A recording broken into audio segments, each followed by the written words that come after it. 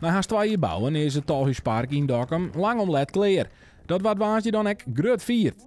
Dan kun je echt het sportpark gaan bekijken en zelfs mee gaan doen als jullie willen. Wij zijn hartstikke blij mee dat het Saphir is, dat we het IB kennen.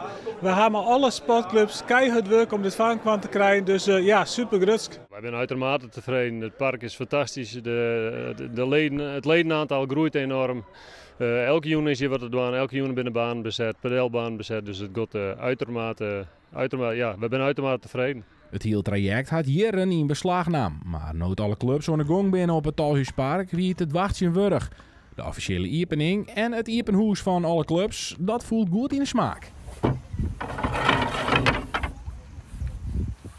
Ja, fantastisch. Ja, we groeien ook nog steeds in leden en iedereen is echt super enthousiast. Die vindt het heerlijk om op een echt hockeyveld te hockeyen. En ja, dit is fantastisch. Het is hartstikke leuk. Ja. We kunnen er nog wel zeker wel even mee af.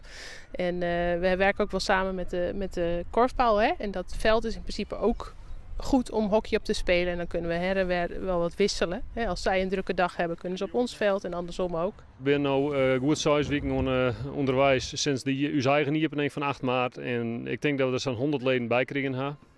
We kunnen het nog makkelijker rooien, maar dus, we hoeven zelf het helemaal riek te rekenen. Maar als het staat teruggroeit en we hebben op het einde van die jaar 400 leden, of we gaan richting de 600 leden, ja, dan mag je toch nooit denken om 2 extra padelbanen in ieder geval.